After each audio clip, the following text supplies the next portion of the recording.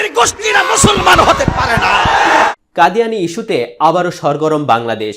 শুক্রবার পঞ্চগড়ে কাদিয়ানিদের জলসা ঘিরে আরিফ হোসেন নামের 25 বছর বয়সী এক যুবক গুলিবিদ্ধ হয়ে নিহত হয়েছে। এ সময় আহত হয়েছেন অর্ধশত।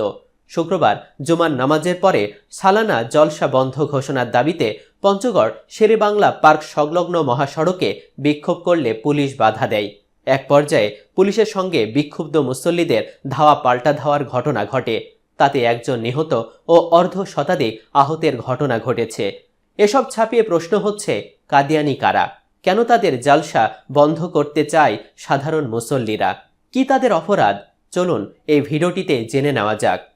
ইংরেজ সাম্রাজ্যবাদী গোষ্ঠীর সুদূর প্রসারী নীল নকশায় কাদিয়ানি মতবাদের জন্ম। মির্জা গোলাম আহমদ কাদিয়ানি নামের এক লোক ইংরেজদের ফর্মুলা অনুযায়ী মিথ্যা নবুয়াতের দাবি করে, আর তার অনুসারীদের কাদিয়ানি সম্প্রদায় বলা হয়। গোলাম আহমদ কাদিয়ানি 1252 হিজরি মোতাবেক 1835 খ্রিস্টাব্দে পাঞ্জাবের গুরুদাসপুর জেলার কাদিয়ান অঞ্চলে জন্মগ্রহণ করে এবং 1909 সালে তার অপমৃত্যু হয়। পড়াশোনা শেষে সে পাঞ্জাবের এক অফিসে কেরানির চাকরি নেয়। চাকরি জীবনের প্রথম দিকে সে একজন ধর্মপ্রাণ ব্যক্তি হিসাবে পরিচিত ছিল। ভারতবর্ষে যখন ইংরেজ বিরোধী আন্দোলন তুঙ্গে, ওলামায়ে কেরাম ইংরেজ বিরোধী আন্দোলনকে জিহাদ বলে ফতোয়া দিয়েছেন। ফলে সারা দেশের মানুষ ইংরেজ বিরোধী আন্দোলনকে জিহাদের পবিত্র দায়িত্ব মনে করে মারমুখ হয়ে ওঠে।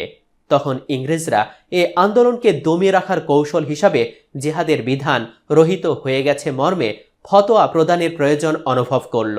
আর যেহেতু শরীয়তের স্বীকৃত বিধান রহিত করার জন্য নতুন নবীর প্রয়োজন হয়, তাই তারা গোলাম আহমদ কাদিয়ানিকে এ কাজের জন্য উপযুক্ত মনে করল এবং বিভিন্ন ধরনের অর্থনৈতিক সুযোগ সুবিধা দিয়ে তাকে তাদের পূর্ণ তাবেদারিতে নিয়োগ করল, আর তাকে নতুন নবী বলে প্রচার করতে লাগল।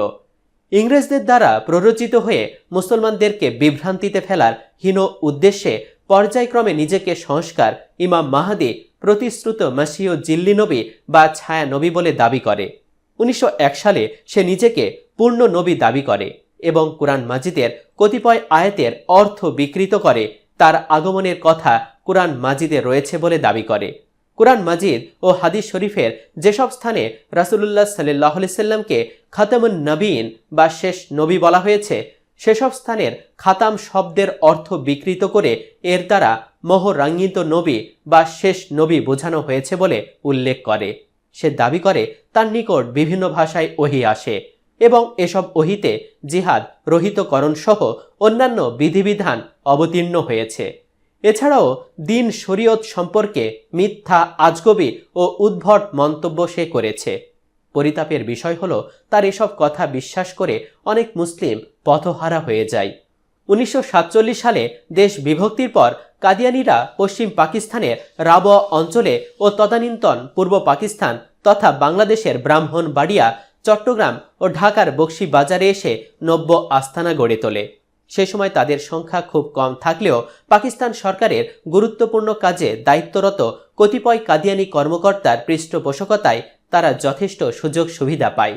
আইয়ুব খানের ব্যক্তিগত উপদেষ্টা গোলাম আহমদ কাদিয়ানির দহিত্র MM আহমদের মাধ্যমে তারা পঞ্চগড়ে প্রায় 200 একর জমি বরাদ্দ লাভ করে এবং সেখানে একটি বৃহৎ কেন্দ্র গড়ে তোলে। অপর এক কর্মকর্তার সহযোগিতায় চুয়াডাঙ্গায়ও একটি বিশাল কেন্দ্র গড়ে তোলে। ঢাকাস্থ মিরপুর 2 নম্বর সেকশনে কল্যাণপুর ও বাড্ডায় তাদের আস্তানা রয়েছে। বাংলাদেশে তাদের পরিকল্পনা হলো প্রতিটি জেলা, উপজেলা ও বড় বড় বাণিজ্যিক কেন্দ্রস্থলে জমি ক্রয় করে একটি করে কেন্দ্র গড়ে তোলা। ইতোমধ্যে তাদের এ পরিকল্পনা অনেক দূর অগ্রসর হয়েছে। তাদের প্রকাশিত আহমদ শতবার্ষিকীতে উল্লেখ করা হয়েছে, সারা বাংলাদেশে তাদের মোট 93টি কেন্দ্র রয়েছে। 1990 সালের পরিসংখ্যানে জানা যায় এই কেন্দ্র সংখ্যা বৃদ্ধি পেয়ে 110টিতে উন্নতি হয়েছে। এখন হয়তো দ্বিগুণ তিনগুণ হয়ে গেছে। পাকিস্তান সহ পৃথিবীর বিভিন্ন দেশে তাদেরকে অমুসলিম ঘোষণা এবং তাদের কার্যক্রম নিষিদ্ধ ঘোষণা করার কারণে তারা বাংলাদেশকে তাদের কার্যক্রম চালানোর উর্বর ভূমি হিসাবে গ্রহণ করেছে। প্রতি বছরের মতো এবারও পঞ্চগড়ের আহমদনগরে বার্ষিক সালানা জলসার আয়োজন করেছে আহমদিয়া মুসলিম জামায়াত। 3 দিনব্যাপী এই জলসা শুক্রবার থেকে শুরু হয়েছে। ধর্মপ্রাণ মুসল্লিদের দাবি, শেষ নবী মুহাম্মদ সাল্লাল্লাহু আলাইহি সাল্লামকে অস্বীকার করে অন্য কাউকে নবী মেনে কেউ মুসলিম দাবি করতে পারে না। গোলাম আহমদকে নবী মনে করে কাদিয়ানী সম্প্রদায়, তারা কাফের। ইসলামের নামে তাদের কোনো জলসা আয়োজন ধর্মপ্রাণ মুসল্লিরা মেনে নিতে পারে না, কাজেই তাদের জলসা বন্ধ ঘোষণা করতে হবে। দর্শক, আপনিও বন্ধ চাইলে ও তাদের রাষ্ট্রীয়ভাবে অমুসলিম ঘোষণার পক্ষে হলে কমেন্টে ইয়েস লিখে ভিডিওটি লাইক ও শেয়ার করে চারিদিকে ছড়িয়ে দিন। আর অবশ্যই আমাদের পেজটি লাইক ও ফলো করে রাখুন। আল্লাহ হাফেজ।